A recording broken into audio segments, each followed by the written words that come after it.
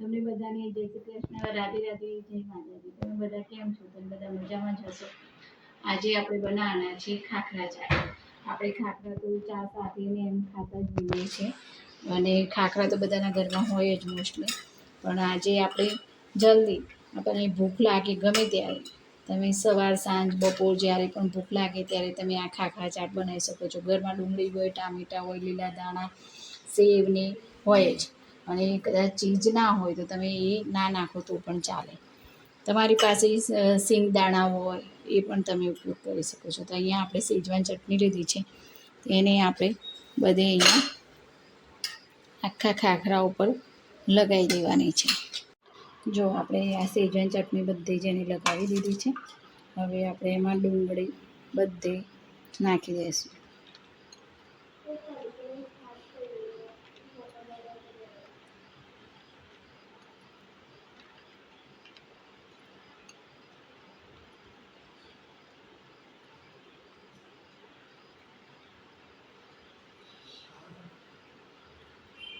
ડુંગળી આપણે બધી નાખી દીધી. હવે આપણે એમાં નાખીશું ટામેટાં નાખીશું. ઝીણા સમારી દીધા છે ટામેટાં 2.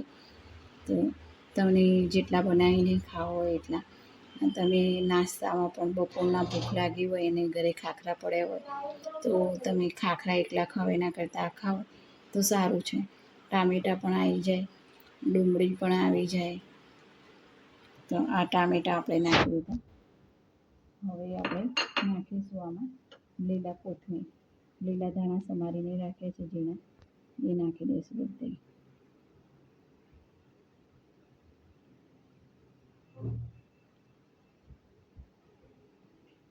લીલા ધાણા આપણે નાખી દીધા. હવે આપણે નાખીશું ઝીણી સેવ છે, તો ઝીણી સેવ બધી નાખી દઈશું.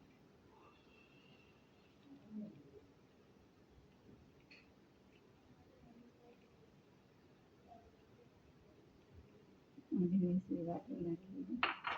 હવે આપણે નાખી દઈશું આ ચીઝ છે, આપણે છીણી નાખ્યું છે ચીઝને, એ ચીઝ આપણે નાખી દઈશું.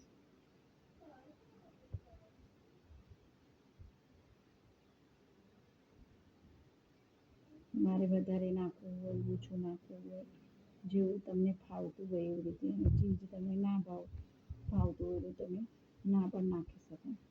તો આ ચીઝ નાખીને આ આપણો ખાખરા ચાટ તૈયાર છે. ગમે ત્યારે તમને ભૂખ લાગે તો તમે ઇન્સ્ટન્ટ આ બનાવી શકો છો અને આ હેલ્ધી પણ છે ખાવામાં. તો તમે ચોક્કસથી બનાવજો આ અને બનાવીને કહેજો તમને કેવો લાગે છે. કોમેન્ટમાં ચોક્કસથી લખીને જવાનું. અને આ વિડીયો જો તમને સારો લાગ્યો હોય તો તમે લાઈક, શેર અને સબસ્ક્રાઈબ જરૂર કરજો. વિડીયોના એન્ડિંગમાં કહેવા માંગીશ કે આયુર્વેદ વિશે દેશી ચીજ વસ્તુ અપનાવી દરેક જીવ માત્ર પર દયાભાવ રાખીએ, ગૌ રક્ષા કરીએ અને આપણે આપણા ઘરની સાફ રાખીએ છીએ. આપણા રસ્તા, નદી, તળાવો, સરોવર, દરેકને દરેક જગ્યાએ સ્વચ્છતા રાખીએ અને જરૂરિયાતમંદ લોકોની સેવા કરીએ અને મદદ કરીએ અને વ્યસનથી દૂર રહીએ. જય જવાન, જય કિસાન, જય વિજ્ઞાન, જય ગુરુ.